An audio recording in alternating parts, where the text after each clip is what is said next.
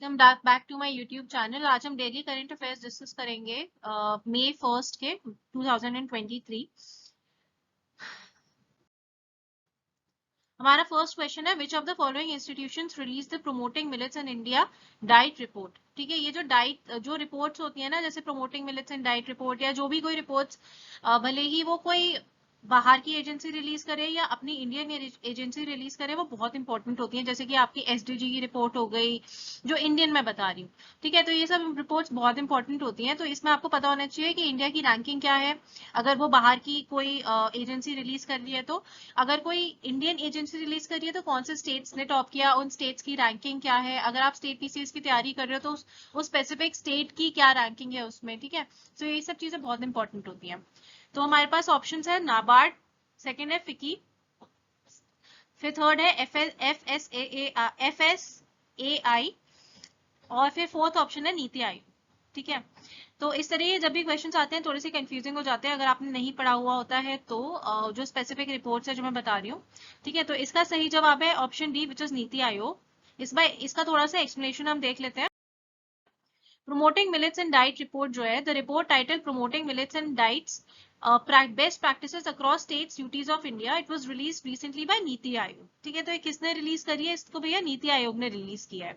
It provides a set of good and innovative practices that have been adopted by the state governments and organizations across the various aspects of the millet value chain। ठीक है, तो ये millets हमारे बहुत important है इस साल, क्योंकि ये इंटरनेशनल ईयर ऑफ मिलेट्स भी है। तो मिलेट्स के ऊपर जो भी रिपोर्ट्स हैं या जो भी सारी चीजें हैं वो पूछ सकते हैं। और इंटरनेशनल मिलेट ईयर 2023 को घोषित किया गया है। So this is again very important, can be asked in multiple exams. आपका एसएससी हो गया, यूपीपीसीएस हो गया, या जो भी ऐसे एग्जाम्स होते हैं उसमें पूछ सकते हैं। यस, जो भी बहुत बेसिक एग्जाम्स है उसमें भी पूछ सकते हैं। ठीक है, नेक्स्ट क्वेश्चन है हमारा, quad comprises of which of the following countries. जो हमारी एक ग्रुपिंग है जिसका क्वाड नाम है, उसमें कौन से कंट्रीज आते हैं। ठीक है, तो ये पता होना चाहिए। पहला है Australia, Japan, Singapore and Indonesia. Second option is Australia, India, Japan and UAE. Third option is Australia, India, Japan and UAE. And fourth option is Australia, Indonesia and UAE. ठीक है ना, this is a very important grouping, और ये grouping जो है काफी मतलब important है विद रिस्पेक्ट टू जो हमारा कंट्री है इंडिया, उसके बेसिस से। ठीक है, तो हमें पता होना चाहिए कि इसमें कौन से मेंबर्स हैं। तो इसका सही ऑप्शन है option C, which is Australia, India, Japan and USA. ठीक है, इसके बारे में थोड़ा देख लेते हैं। The quad summit 2023 it will be organized in Sydney. तो इसकी वजह से जो है क्वाड के जो मेंबर्स हैं वो भी पूछे जा सकते हैं। तो ऑस्ट्रेलिया में ऑर्गेनाइज होगी मई 24 को एंड दिस ईयर। ठीक है, this summit will be the third in person meeting between the leaders of quad countries. और क्वाड ग्रुप जो है यूएस, ऑस्ट्रेलिया, इंडिया और जापान का है।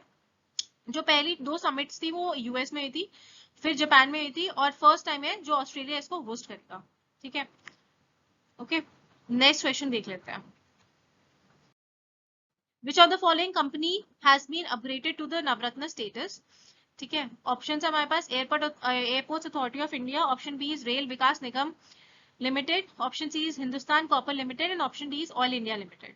ठीक है, तो नवरत्न स्टेटस जो है वो पता होने चाहिए कि आपके कितने कंट्रीज है, सॉरी कितने आपकी कंपनीज हैं जो नवरत्न स्टेटस प्राप्त कर चुकी हैं अभी तक। This is very important. Okay, so the right answer is option B, which is rail Vikas Nigam Limited. Rail Vikas Nigam Limited जो है RVNL, Navratna companies are public sector companies that are given financial autonomy to invest up to rupees 1000 crore without the Indian government approval. ठीक है, तो the union finance ministry recently upgraded the status of Rail Vikas Nigam Limited RVNL from category 1 Miniratna to Navratna central public sector enterprise. ठीक है, तो नवरत्न ये upgrade हुई है। आप मेरे को कमेंट सेक्शन में बताओ कि महारत्न स्टेटस कौन सी इंडियन पीएसयूज को दिया गया है, इंडियन कंपनीज को दिया गया है। ठीक है, write it down in the comment section. Alright, next question है हमारा, Ayushman Bharat Diwas is celebrated on which of the following dates. Option है हमारे पास 28 April, option B is 1 May, option C is 30 April and option D is 2 May. ठीक है, जो days है, days specific days, जैसे आपका वर्ल्ड एनवायरमेंट डे हो गया, या फूड डे हो गया, या ओजोन डे हो गया, ये जो डेज होते हैं ना ये बड़े इंपॉर्टेंट होते हैं, और इनका जो उस साल का जो थीम होता है वो भी बहुत इंपॉर्टेंट होता है। ठीक है, तो वो देख लीजिएगा। सो आयुष्मान भारत दिवस जो है वो हमारा 30 अप्रैल को मनाया जाता है। एक बार पढ़ लेते हैं थोड़ा इसके बारे में। Ayushman Bharat Divas is celebrated across India on 30th April, and this day revolves around the Ayushman Bharat Yojana, which is launched in 2018 by the current Prime Minister of India, Narendra Modi.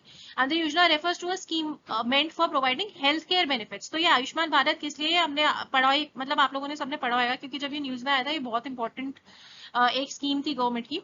तो ये basically health care benefits देता है to major sections of Indian population who can not afford the required medical facilities for themselves. Alright, so ये आयुष्मान भारत दिवस जो है वो 30 अप्रैल को मनाया जाता है. ठीक है, नेक्स्ट क्वेश्चन देख लेते हैं. Washington declaration was signed between which of the following countries. पहले तो वॉशिंगटन डिक्लेरेशन है क्या, ये मैं बता देती हूँ.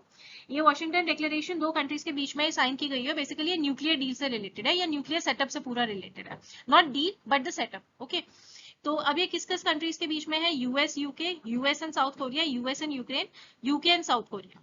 ठीक है, तो इसका सही जवाब है यूएस एंड साउथ कोरिया. इसका एक बार एक्सप्लेनेशन देख लेते हैं.